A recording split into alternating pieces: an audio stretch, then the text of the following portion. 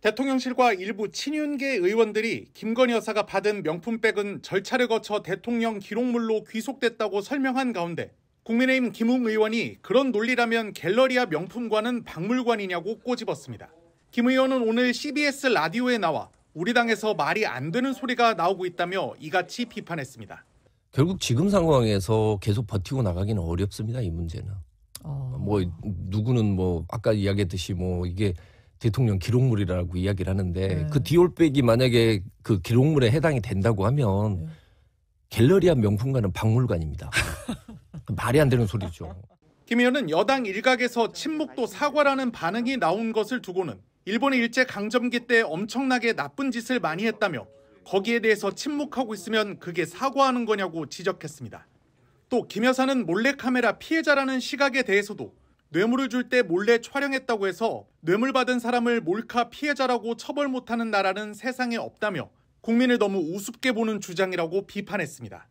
김 의원은 김건희 여사가 정무 감각이 뛰어난 만큼 결국은 사과를 할 것으로 보인다면서 예상을 뛰어넘는 파격적인 조치가 필요하다고 주장하기도 했습니다.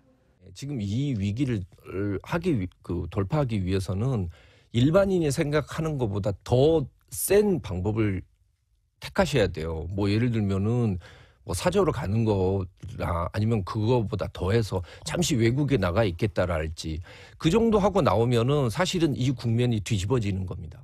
김 의원은 윤석열 대통령과 한동훈 비대위원장 사이의 갈등이 봉합 국면에 접어든 데 대해서는 한 위원장은 대통령의 사과를 요구할 배짱이 없었고 윤 대통령은 한 위원장을 끌어내릴 실탄이 없었다면서 둘 모두 진 게임이라고 평가했습니다.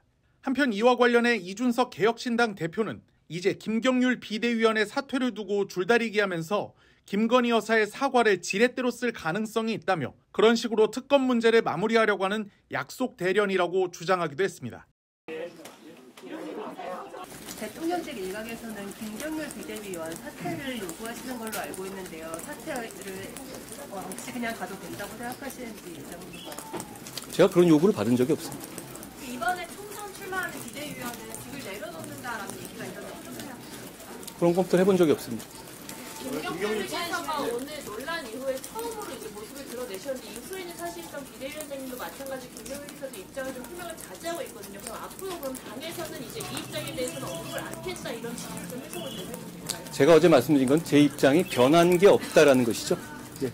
그러면 국민 눈높이에 맞춰서 보신다고 말씀하셨고 그 김건희 여사의 사과도 필요하다고 말씀을 주셨었는데 그때 입장이랑 다르지 않은지 알고 싶습니다. 제가 김건희 여사의 사과를 얘기한 적이 있던가요? 필요성이 있어 보인다라고 그때 제가 그런 말씀 드렸던 건 아니고 제가 드렸던 말씀을 그대로 이해해 주시면 되겠습니다. 저는 김건희 여사에 대한 김경률 비대위원의 기존 발언에서 가장 큰 파장을 낳았던 건 마리 앙투아네트를 함께 언급하면서 국민 감성을 건드렸다고 말한 것이었습니다. 오늘 김 비대위원은 철학자 쇼펜하우어를 말했습니다. 제가 쇼펜하우어를 말하면 내일쯤 또 쇼펜하우어는 누구에 비유한 거냐 이렇게 좀 이야기가 나올 수 있을 것 같습니다. 앞서 앙투아네트를 말한 발언을 놓고 많은 언론은 김경률 위원이 김건희 여사를 직격했다고 해석했습니다. 오늘 다소 뜬금없어 보이는 쇼펜하우어 등장은 김 여사에 대한 자신의 기존 발언도 자신의 의도는 그게 아니었는데 언론이 이를 왜곡했다는 해명과 항의를 담은 것으로 보였습니다. 김건희 여사 특검은 필요 없다는 입장도 강조했습니다. 도이치모터스 주가 조작 사건 역시 경제 사건에서 밝혀져야 할 핵심적인 사항으로서 자금의 흐름이 모두 다 밝혀졌습니다.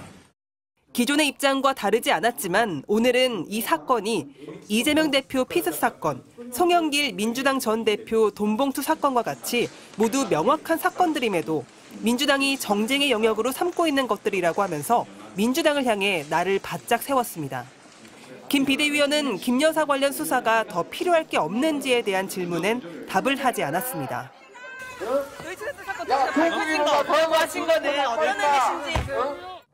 김경률 비대위원이 김 여사에 대한 입장을 전환하면서 민주당을 비난하고 나선 상황에 한동훈 비상대책위원장도 입장을 함께했습니다. 불체포 특권 폐기 등 자신이 강조한 정치개혁 이슈를 부각시키면서 공천기준과 관련해서도 민주당과 차별성을 강조했습니다. 5대 컷오프 기준을 발표했습니다. 저는 대단히 놀라는 것이 그 조건에 어디에도 이재명 대표는 해당되지 않는다는 겁니다. 그렇게 만들기 정말 어려울 것 같거든요.